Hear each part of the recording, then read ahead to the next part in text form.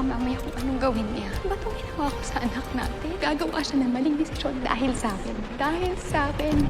Pinagtapat ni Rose kila Elsie at Luz ang tungkol sa pagbubuntis ni Sandra. Giniit ni Rose na hindi pwedeng malaman ni Renz ang tungkol sa bagay na yun, lalo't hindi siya sigurado kung makakabuti ito kay Sandra. Tinanong naman siya ni Elsie kung magagawa kaya talaga ni Sandra na ipalaglag ang bata. Sinabi naman ni Rose na sa tindi ng galit niya ay kaya niyang gawin ang bagay na yun na sobrang kinakatakot niya. Sinaad naman ni Luz na kailangan niyang kausapin si Sandra na huwag niyang ituloy ang plano niya na sinubukan niyang tawagan si Matt sa sandaling yan pero hindi na niya makontak kaya haka-haka ni Elsie ay blinak na siya ni Matt.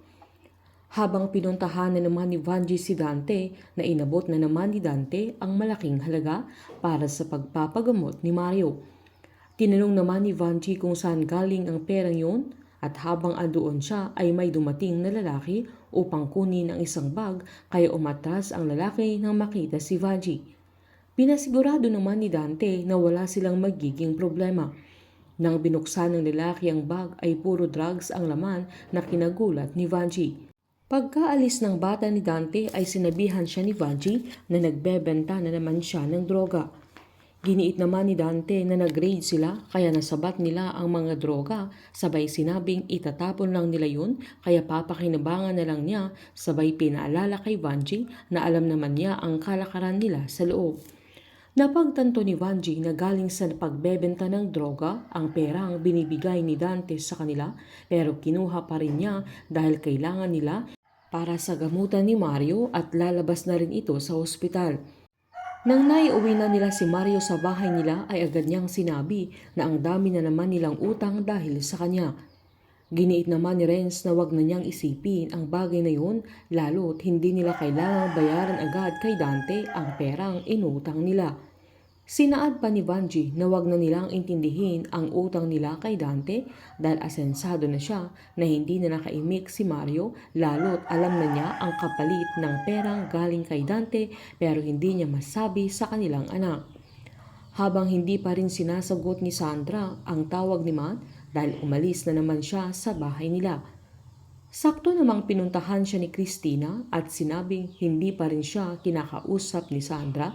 Sabay sinabing hindi niya masisisi ang dalaga lalo't ang feeling niya ay pinagkaisahan nila ni Gwen kaya naglayas na naman siya.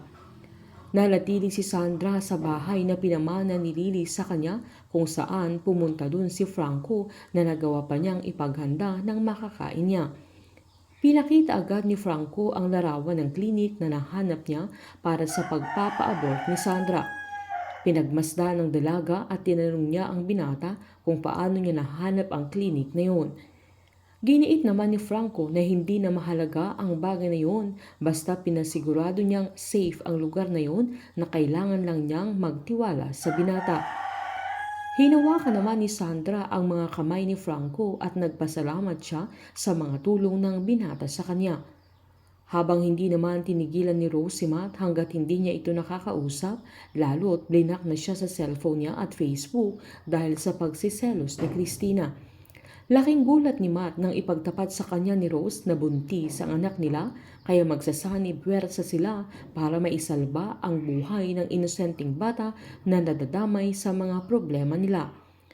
Habang nag-report na si Ren sa klinik na nirecommend ni Vanna kung saan magiging assistant siya sa paggawa nila ng procedure. Habang sa araw ding yun magpapa-abort si Sandra kung saan natakot siya nang makita ang mga duguan na utensils na hawak ng mga tauhan ng doktor na nilalabas nila mula sa private room. Matutuloy kaya ang pagpapaliglag ni Sandra o mapipigilan pa nila Matt at Rose or magiging si Renz kaya ang magiging susi para hindi na ituloy ni Sandra ang procedure. Mas lalong manggagalaitin si Christina sa galit nang malaman niyang magkasama na naman sila Rose at Matt dahil sa nalaman ng asawa niya na buntis si Sandra at balak niyang ipalaglag. Iisipin na naman ni Christina na gagamitin ni Rose ang kanilang magiging apo para mas magkaroon sila ng koneksyon ni Matt. Painit ng painit ang mga tagpo, sabay-sabay po nating subaybayan ang advance episode ng Unbreak My Heart dito po sa aking channel. Patuloy lamang po manood at mag-subscribe para ma-update po kayo sa mga susunod na episode. Marami pong salamat.